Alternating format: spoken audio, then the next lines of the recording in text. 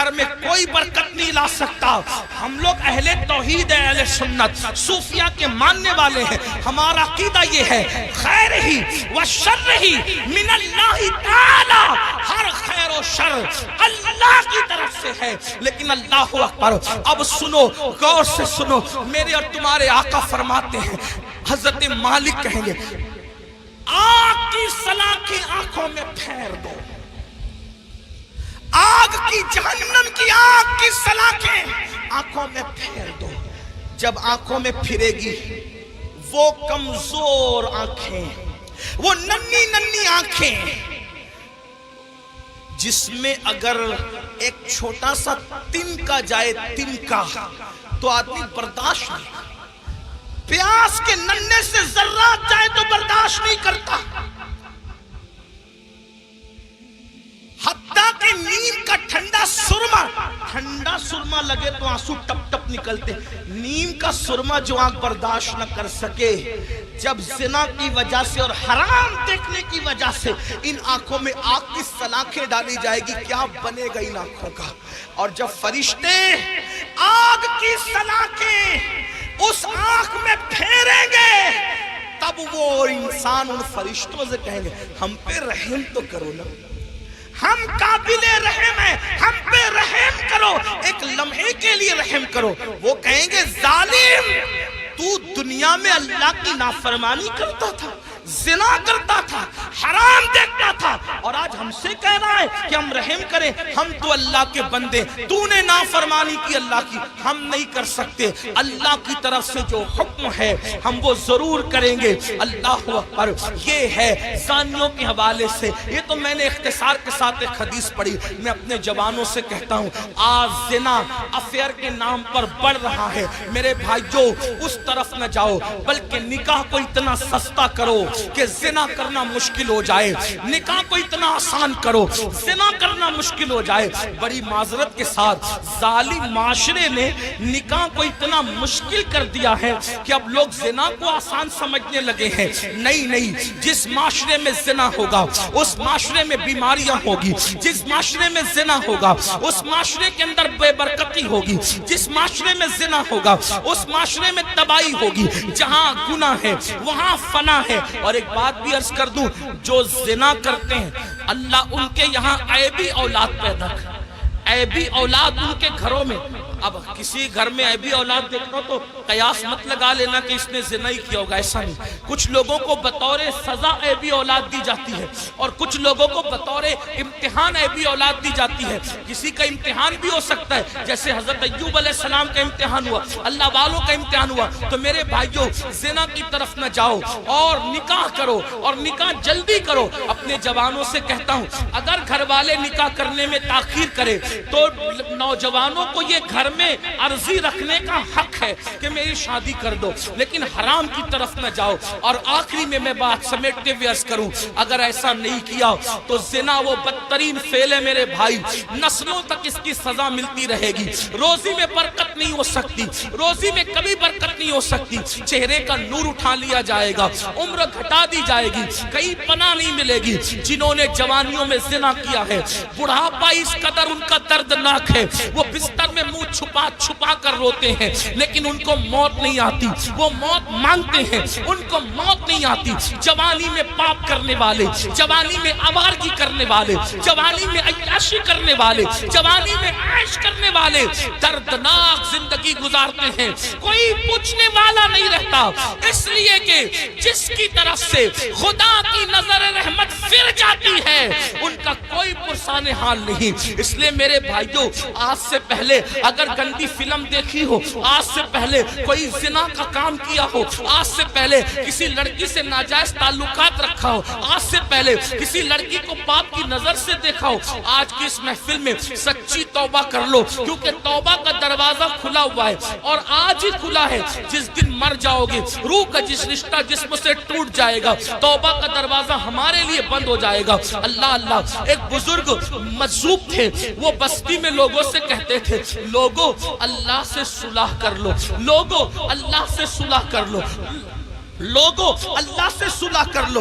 बस्ती में कहते फिरते थे, लेकिन अल्लाह वालों की बात पे कौन तवज्जो करता है। और जब कब्रिस्तान में देखा गया तो कब्रिस्तान में कहते थे, ए अल्लाह इनसे सुलह कर ले, ए अल्लाह इनसे सुलह कर ले, ए अल्लाह इनसे सुलह कर ले। तो लोगों ने कहा बाबा बात बस्ती बदलती है, बात बदलती है। आप बस्ती में कह रहे थे कि लोगों अल्लाह से सुलह कर लो, और कब्रिस्तान में कहते हो अल्लाह इनसे सुलह कर ले। जुमला क्यों बदल गया कब्रिस्तान में? बुजुर्ग फरमाते हैं बाबा बात यह है कि जब इंसान जिंदा था तो अल्लाह उससे सुलह करना चाहता था, अल्लाह उससे सुलह करने के लिए तैयार था, इसीलिए कह रहा था अल्लाह से सुलह कर लो। अल्लाह बंदे को, जिंदा बंदे को रोजाना पुकार कर कहता है, रात के आखिरी हिस्से में अल्लाह कहता है, ऐ मेरे बंदो, रात के पापियों, रात के मुजरिमों, आओ सुबह फूटने से पहले तौबा कर लो, ताकि अपने दामने करम में, दामने रहमत में तुम्हें छुपा लूं, जगह दे दूं। अल्लाह हर रात पहले आसमान पर तजल्ली करता है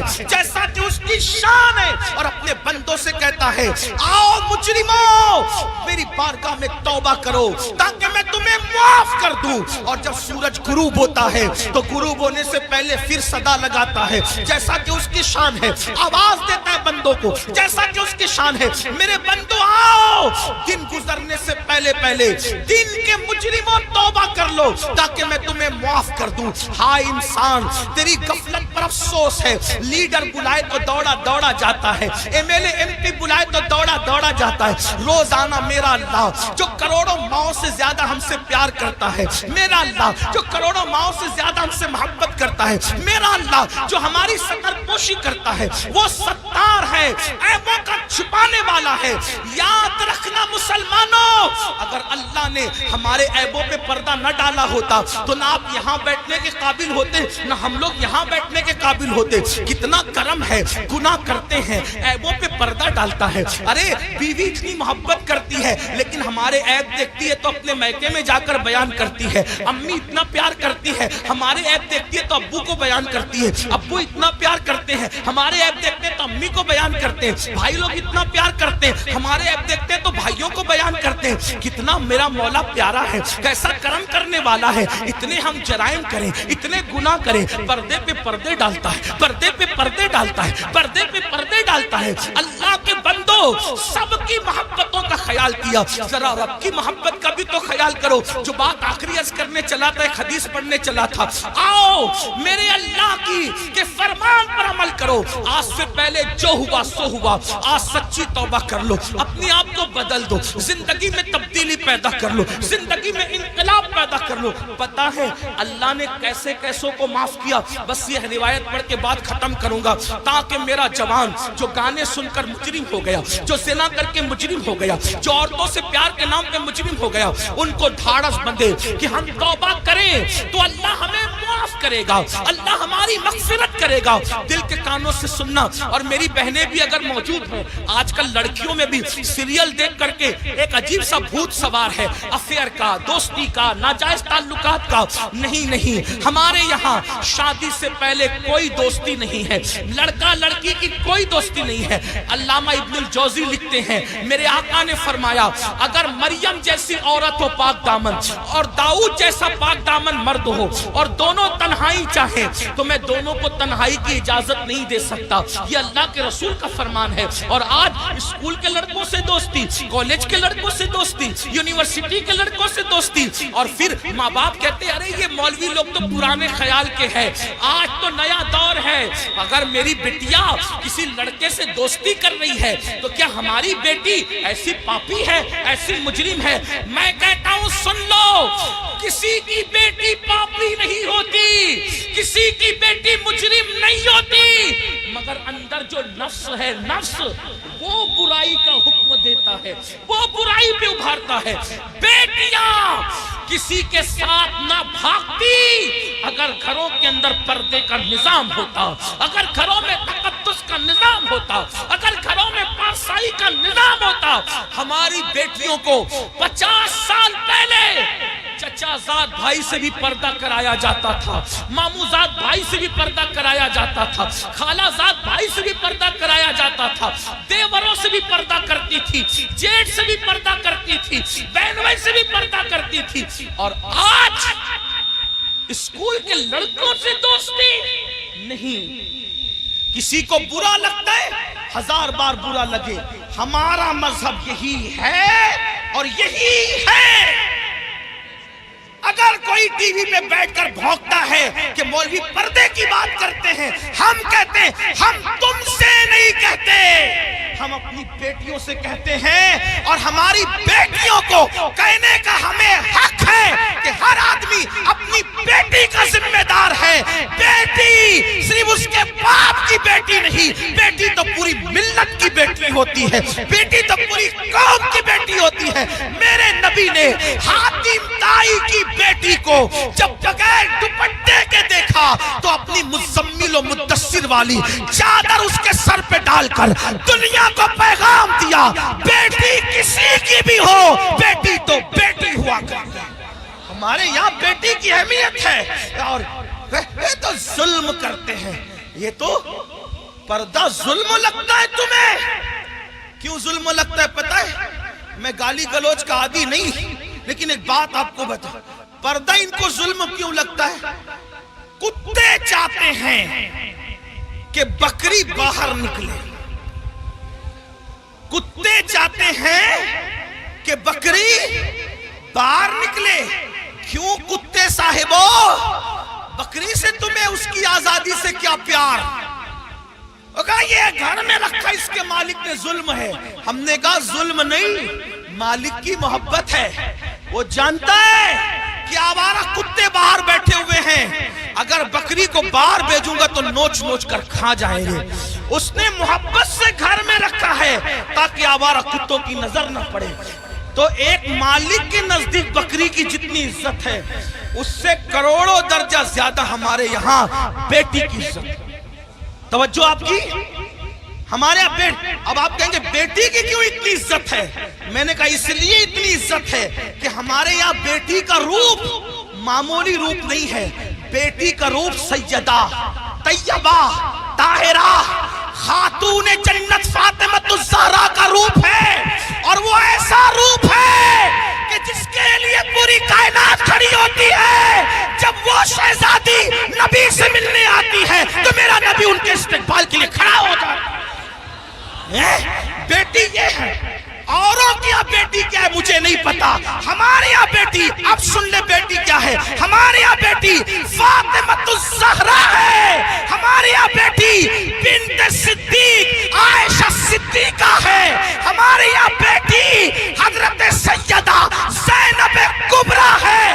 جب بیٹے کٹ جاتے ہیں تو بیٹی ہی ہے جو پورے قافلے کو کربلا سے بچا بچا کر کے مدینہ منورہ تک لاتی ہے. نعرہ تکبیر. اس لیے بیٹی کی عزت، ہمارے یہاں بیٹی کی عزت اس لیے. ہمارے یہاں بیٹی برتن جھاڑو کرنے والی کا نام نہیں، ہمارے یہاں بیٹی کپڑے دھلنے والی کا نام نہیں، ہمارے یہاں بیٹی وہاں کھڑے رہ کر خطبہ دینے والی کا نام ہے. جہاں مرد کٹ جائے تو پھر بیٹی بولتی ہے، اور اس شان سے بولتی ہے کہ لگتا نہیں کہ بیٹی بول رہی ہے، ایسا لگتا ہے جیسے بیٹی کا بابا بول رہا ہے. اور ہوا دربار کوفہ اور دمشق میں جب علی مرتضیٰ کی باب مدینۃ العلم کی شہزادی زینب نے خطبہ دیا تو دیواریں دہل گئی اور لوگ کہنے لگے علی کہاں سے آ گئے؟ تو لوگوں نے کہا علی نہیں ہے، علی کی شہزادی بول رہی ہے. یہ ہمارے یہاں بیٹیاں، بیٹیوں کا مقام، اس لیے ہم بیٹیوں کو بہت عزت سے رکھتے ہیں، بہت عزت. ہمارے یہاں بیٹی جنت ہے، جنت. ہمارے یہاں بیٹی پیٹ میں ٹکڑے کر کے گٹر میں بہانے والی چیز نہیں ہے. بیٹی بیٹی چومنے والی. جو نبی کا غلام ہے وہ بیٹی کو کیسے ٹکڑے کر سکتا ہے؟ بلکہ ٹکڑے، توجہ کرنا جملے پہ، بیٹی کو نبی کا غلام ٹکڑے نہیں کرتا بلکہ اپنے جگر کا ٹکڑا قرار دیتا ہے. کیونکہ رسول اللہ نے اپنی شہزادی کے لیے کہا فاطمہ تو بدعۃ منی، وہ تو میرے جگر کا ٹکڑا ہے. تو بات دور نکلی. عرض کیا کر رہا تھا؟ آج سے پہلے جو بھی گناہ ہوا ختم کرو. توبہ کرو جب اللہ والے موجود ہوں، توبہ کرو۔ اللہ کی نے گارنٹی دی، اللہ نے وعدہ کیا، ان اللہ لا یخلف المیعاد، اللہ کا وعدہ خلاف نہیں ہوتا۔ کچھ بھی ہوا توبہ کرو، سچی توبہ۔ مگر توبہ کون سی؟ ہر مجمع میں جو کرتے ہیں وہ نہیں، کان کھینچنا، گال پیٹنا، استغفر اللہ کہنا، یہ والی توبہ نہیں۔ یہ غیر تربیت یافتہ پولیس ہے، ان سے میری ہاتھ جوڑ کے گزارش ہے، اللہ والو ہٹ جاؤ وہاں سے، ان کو جگہ ہی نہیں ہے بیٹھنے کے لیے، وہ کہاں بیٹھیں گے میرے بھائی، ہٹو وہاں سے، ڈسٹرب مت کرو، بات آخری مرحلے میں ہے۔ یہی تو غیر تربیت یافتہ ماحول کی نحوست ہے۔ ایک بار درود شریف پڑھے آپ لوگ، ہٹو میرے بھائیوں، خاکی وردی والے میرے بھائیوں، اللہ تمہارا نصیبہ چمکا دے، وہاں سے ہٹ جاؤ، جگہ نہیں، وہ بیٹھیں گے کہاں، ان کو کھڑے رہنے تو، بات آخری مرحلے میں۔ ایک بار درود شریف پڑھیے، اللہ رب محمد صلی اللہ علیہ وسلم، نحن عباد محمد صلی اللہ علیہ وسلم۔ پہلی بات تو سنیوں کے جلسے میں پولیس کا کوئی کام ہی نہیں ہے، ڈنڈے والوں کو، یہ ڈنڈے والی قوم نہیں، یہ جھنڈے والی قوم ہے، یہاں کوئی ڈنڈا نہیں نکلنا چاہیے۔ ہاں، اور اگر لوگ ہمیں کچلتے ہیں تو ہم ان سے محبت سے کہتے ہیں نہ کچلو، ہم کچلنے کی چیز نہیں ہے۔ میاں کو کچلا، مجھے کچلا، ناخن لگا دیا، یہ بھی آپ کی محبت کی نشانی لے کے جائیں گے۔ ہاں، ناخن، اچھا معاف کیجئے، میں سمجھ رہا تھا میرے ساتھ حضرت فرما رہے خاکساران حق ہے، یہ میرے مجاہد ملت کی ٹیم، مجھے ایسا لگا پولیس والے، لیکن وہ میں سوچ رہا تھا اتنی بدنظمی کیوں کر رہے ہیں میرے بھائیوں، یہ غوث پاک کی محفل ہے، غوث پاک کی محفل جو سجتی تھی، یہ اس کا بچا ہوا حصہ، یہ ان کی خیرات ہے، اپنا کوئی کمال نہیں، جلسے والوں کوئی کمال نہیں، یہ غوث پاک جس کو بلاتے اس محفل میں وہ آتا ہے۔ یہاں ڈنڈے کا استعمال نہیں ہونا چاہیے۔ وہ خاکساران حق کو میں سلام کرتا ہوں، مجھے ایسا لگا کہ پولیس والے، لیکن بہرحال ان کو بھی سلام، ان کی اللہ انہیں برکتیں دے، لیکن تھوڑا سا وہ بھی دماغ سے کام لے، ان کو جگہ نہیں بیٹھنے کے لیے، کہاں بیٹھے گا انسان، اسٹیج پہ جگہ نہیں، لوگ کھڑے ہوئے ہیں، ہم ان کو ابھی بیٹھنے کے لیے کہتے ہیں اس پہ ظلم نہیں ہوگا، کیسے کہ ان کو بیٹھنے کیونکہ جگہ نہیں ہے۔ یہ تو حضرت اختر میاں رحمت اللہ تعالیٰ علیہ پر رسول اللہ کی خاص نگاہ ہے، ان کے مرشد حضور سرکار کلہ کی خاص نگاہ ہے کہ ان کی محفل میں اتنے لوگ جمع ہو گئے، ورنہ آج کس کے لیے کون آتا ہے۔ تو بات آخری کر رہا تھا، اس کو سن لے، بات ختم۔ ایک بار درود شریف بلند آواز سے، اللہ رب محمد صلی اللہ علیہ وسلم، نحن عباد محمد صلی اللہ علیہ وسلم، صلاۃ و سلام علیکم۔ آخری بات، کچھ بھی کیا توبہ کر، وہ والی نہیں، کان کھینچنا، گال پیٹنا، استغفر اللہ، وہ والی۔ کون سی توبہ؟ جیسے بکری کے تھن سے دودھ نکلے اور دوبارہ اسی سوراخ سے تھن میں نہ جائے، ایسی گناہ سے نکلو، پھر ادھر کا رخ مت کرو، پھر مت پلٹ کر جاؤ اس طرف، یہ توبہ۔ ایسی توبہ کرنے والوں کے ساتھ جنت کی ضمانت ہے، جنت کی بشارت ہے، سدھر جاؤ۔ تو بستی میں بات کر رہا تھا، بیچ میں نکل آئی کہ جب تک وہ زندہ تھے، بزرگ کہتے ہیں کہ اللہ ان کو معاف کرنے کے لیے تیار تھا، معافی مانگ لو میں معاف کر دوں گا، انہوں نے توبہ نہیں کی، اب مر گئے اور عذاب میں گرفتار ہو گئے، تو میں کہتا ہوں یہ اللہ ان سے صلح کر لے، اللہ ان سے صلح کر لے۔ لیکن اب جب عذاب میں گرفتار ہو گئے تو اب اللہ ان سے صلح کرنے کو تیار، یہ اللہ سے صلح کرنا چاہتے لیکن اللہ ان سے صلح کرنے تیار، اس لیے مرنے سے پہلے توبہ کر لو۔ جو حدیث پڑھنا ہے وہ یہ حدیث مختصر سے وقت میں پڑھتا ہوں، میرے وقت میں جو میں نے 1 گھنٹہ متعین کیا تھا، 10 منٹ کا ٹائم رہ گیا، اس میں میں بات پوری کر لوں۔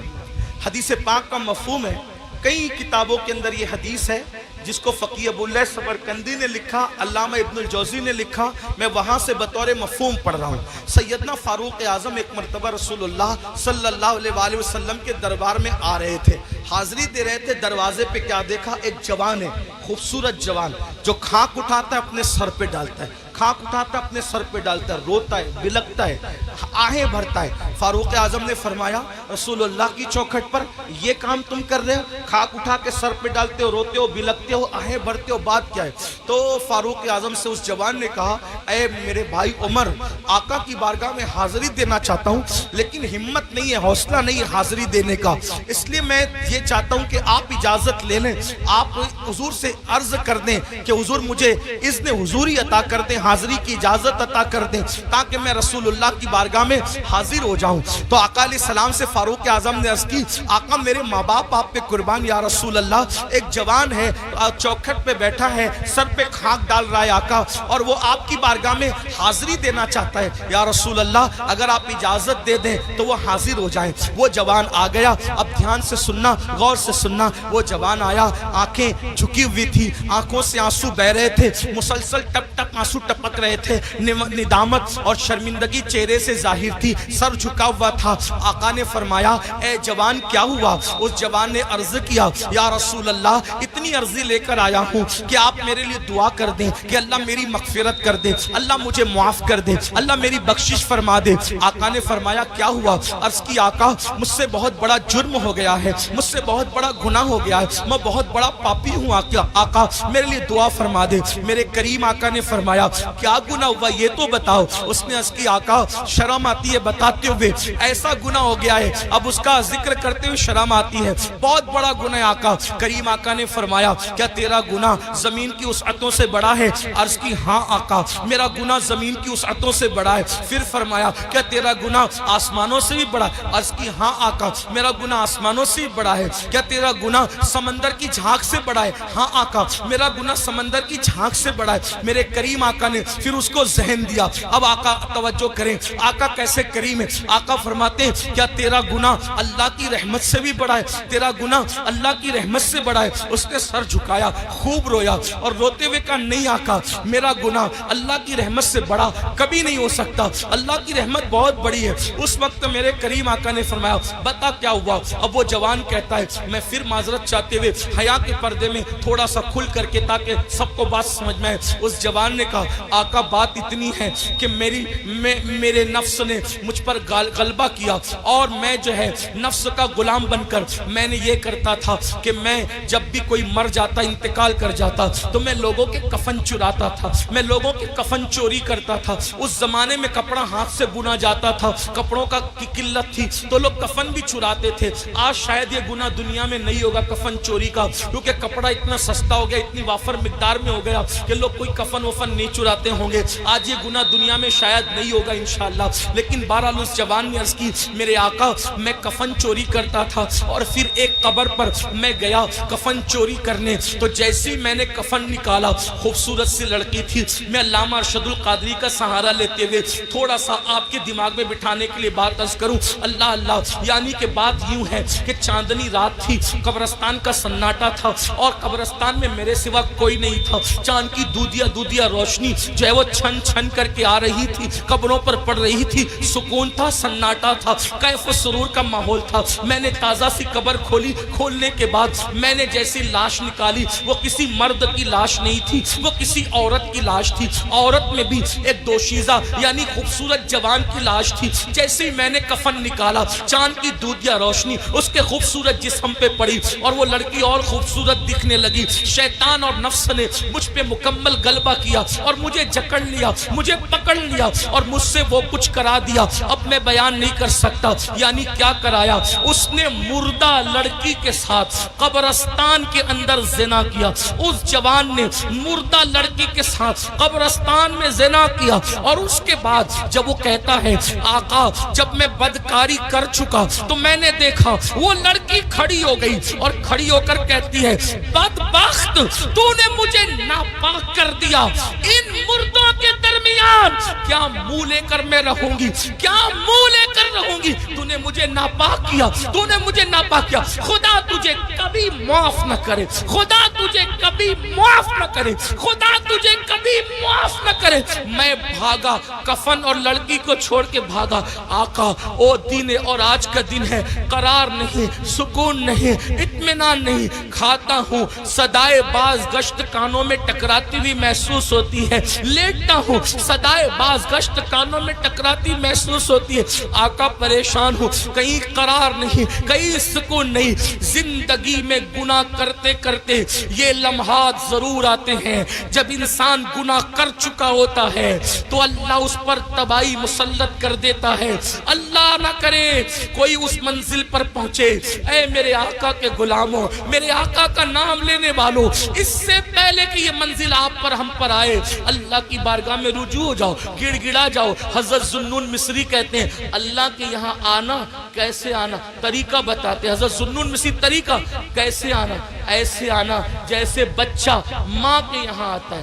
کیسے آتا ہے, ماں سے لپٹتا ہے, ماں کہتی ہے ہٹ. ذوالنون مصری کا انداز, صوفیہ نے اسی طریقے سے دین سمجھا. حالانکہ اللہ کی ذات تمثیل سے پاک ہے. کہتی ہے اللہ کے یہاں ہو, ایسے ہو جیسے بچہ ماں کے. ماں کیا پیار کر سکتی ہے, وہ تو 70 ماؤں سے زیادہ, کروڑوں ماؤں سے زیادہ وہ پیار کرتا ہے. کہتے ہیں ذوالنون, بچہ ماں کے پاس آتا ہے, ماں کہتی ہے ہٹ, پھر وہ آکے لپٹتا ہے. ماں کہتی ہے ہٹنا, پھر وہ آکے لپٹتا ہے. ارے چھوڑ, پھر لپٹ. جب لپٹتا ہے, ماں کی ممتا اس کو سینے سے لگا ہی لیتی ہے. بلا تمثیل اللہ کے بندو, ماں کا پیار کوئی حیثیت نہیں رکھتا. میرا اللہ اتنا پیار کرتا. وہ جوان کہتا ہے سکون نہیں آتا, قرار نہیں آتا. میرے کریم آقا کہتے ہیں کہ جو جتنا علم والا ہوگا وہ اتنا اللہ سے ڈرے گا, جو اللہ کا جتنا قریبی ہوگا اتنا اللہ سے ڈرے گا. جیسے اس نے کہا میں نے زنا کیا مردے کے ساتھ, ایسے حضور علیہ السلام نے کہا جلدی باہر نکل, ہے جوان جلدی نکل, مجھے ڈر لگتا ہے تیری وجہ سے آگ نہ برس. کچھ لوگ یہ روایت پڑھتے ہوئے کہتے ہیں حضور نے بھگا دیا. نہیں, حضور نے اس کو نفرت کی وجہ سے نہیں بھگایا, حضور نے اللہ کی خشیت کی وجہ سے اس کو کہا جلدی نکل. ورنہ وہاں تو شان یہ چور حاکم سے چھپا کرتے ہیں یا اس کے خلاف, تیرے دامن میں چھپے چور انوکھا تیرا. اس عطے دی ہے خدا نے دامن محبوب کو, جرم کھلتے جائیں گے اور وہ چھپاتے جائیں گے. آپ روتے جائیں گے, ہم کو ہنساتے جائیں گے. آقا نے کہا جلدی نکل جوان, آگ نہ برس پڑے, جلدی نکل. وہ جوان نکل گیا. اب اس کا رونا, آہیں بھرنا, گڑ گڑانا اور بڑھ گیا. آنکھ سر پہ خاک ڈال. 1 دن 2 دن 3 دن, کہتے 40 دن بیت گئے. ایک دن اس نے کہا اللہ اگر میرا گناہ واقعی اتنا بڑا ہے کہ تیرے یہاں معافی نہیں ہے, نہ اس کی نہیں ہے, تو مجھے ایسا عذاب دے, نہ مجھ سے پہلے کسی کو نہ میرے بعد کسی کو, دے ایسا عذاب. اور اگر تیرے یہاں معافی ہے اور میرا گناہ تیری رحمت سے بڑا نہیں ہے, اور ہرگز نہیں ہے, تیری رحمت بڑی ہے, سبقت رحمتی علی غضبی, تو تیرے محبوب کو بتا دے کہ تو نے مجھے معاف کر دیا. بس اتنا کہنا تھا کہ بلبل سدرہ جبریل امین آئے اور آقا کو سلام پیش کیا. عرض کی آقا کیا حال ہے اس زانی کا؟ آقا نے کہا دیکھو جبریل کیا کیا اس نے. تو جبریل کہتے ہیں مبارک ہو آقا, آپ کے صدقے میں اللہ نے اس کو بخش دیا, اس کفن چور کو معاف کر دیا, اس نے توبہ کری, آپ کے صدقے میں بخش دیا. آقا نے کہا اس کی معافی ہو گئی. کہا حضور صرف اس کی معافی نہیں ہوئی بلکہ اللہ نے فرمایا محبوب کی امت سے پیار اتنا ہے کہ محبوب کو جا کے بتا دو اگر اس کفن چور سے بھی بڑھ کر کوئی گناہ کرے گا اور سچی توبہ کرے گا, اللہ کا وعدہ ہے اللہ اس کو بھی معاف کر دے گا. اے میری قوم کے جوانوں, اس مجمع میں ایسا کوئی کفن چور والا معاملہ نہیں ہے. جب اللہ اس کو معاف کر سکتا ہے ہمیں بھی کرے. یہ سادات علماء نائبین رسول آل رسول اور پھر صاحب مزار ہے, کیا سچی توبہ کر نہیں سکتے ہم لوگ؟ بولو نہیں کر سکتے؟ کر سکتے ہیں نا. پھر سچی توبہ کر کے جاؤ. آج کے بعد گانے, غزلیں, فلمیں, گندی پکچر اور خاص طور پر نامحرم عورتوں کو دیکھنا تکنا, اس سے بچیں گے. اور زنا سے تو بار بار بچنے کی دعا کریں گے. اللہ مجھے ہماری نسلوں کو گناہوں سے بچنے کی توفیق عطا فرمائے, اور اللہ ہمیں جہنم سے بچائے. اے اللہ اس مجمع میں ہم جہنم کی آگ سے تیری پناہ مانگتے ہیں اور جنت کا سوال کرتے ہیں تیرے محبوب کے پڑوس میں. گفتگو کے درمیان کوئی غلطی ہو تو اللہ معاف کرے. استغفر اللہ. آئیے سب توبہ کر لیں. استغفر اللہ. توبہ کی نیت سے پڑھ رہے ہیں کہ نہیں؟ استغفر اللہ.